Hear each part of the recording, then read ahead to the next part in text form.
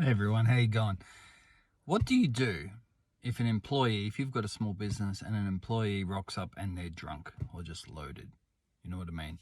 This has happened to me probably about half a dozen times over the years. Someone's come in and they've either just been drunk, like you can just look at them and think you're drunk, or they seem okay, but they just reek of alcohol and then they admit that they've been drinking.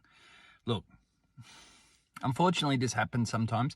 This is why I kind of recommend people build up a good rapport with their staff, because when something like this happens, you'll know if this is unusual or expected. You know what I mean? If you know your staff, you know their personality, you know their kind of traits and stuff like that. If they rock up and they're not like that and they rock up drunk, something's obviously wrong. You know what I mean? Like if they've had a big night the night before, that's one thing. But if they're like drinking before they come into work or something's not right. You know what I mean? First thing I would recommend to people with a small business is and this is going to be hard, don't get pissed off straight off the bat. When they rock up and they're loaded, it's easy to just kind of get really pissed off with them because they're fucking you around. You know what I mean? They're rocking up for a shift that they can't do. But kind of pull back a little bit and just pull the person aside, even get them to go to your office and say, look, can we have a chat in a sec? Just sit here. And then make sure that if they've driven or ridden their motorbike in, first thing you want to do is don't get angry at them because they might just storm out. And if they're drunk, you don't want them behind a wheel or on a motorbike. You know what I mean? So don't get pissed off and just start an argument straight off the bat. Pull them aside and just have a chat and talk to them about what's going on. In your office with them too, with just the two of you, I should say, if you've built up a good rapport with that staff member, they'll be able to talk to you. You know what I mean? You don't want other people around like, oh, what's going on? Or fucking, oh, Phil's drunk again and blah, blah, blah, all that kind of bullshit. You want to get away from all of that, pull them aside and sit down and kind of ascertain what's going on, all right? And just have a chat to them.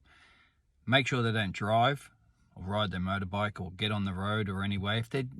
Depends on how drunk they are, I guess. If they're really blind drunk, you don't want them to just walk home either. You might want to call them an Uber, send them home. You know what I mean?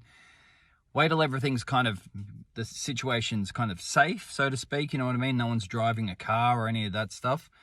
And then their next shift, or soon, the next day, possibly, if possible, get them to come in or have a meeting with them and just sit down, both sober, and just talk about what's going on.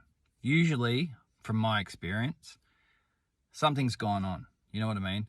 I had a guy once come in loaded. I'm like, what the fuck? You know what I mean? You're obviously not going to work. You're blind. I appreciate you coming in, but you're blind drunk. You know what I mean? Sat down, had a chat, and then he just spilled his guts and he'd broken up with his long-term girlfriend. It was a bad situation. You've got to have a bit of empathy with your employees. You know what I mean? People aren't doing it to fuck you around.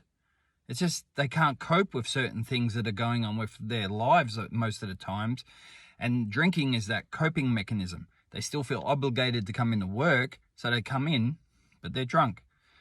So, that's my experience from it anyway. Someone asked me about this the other day, and I said, look, like I said to you just before, it hasn't happened to me probably half a dozen times overall, and that's what I recommend. Don't let them drive.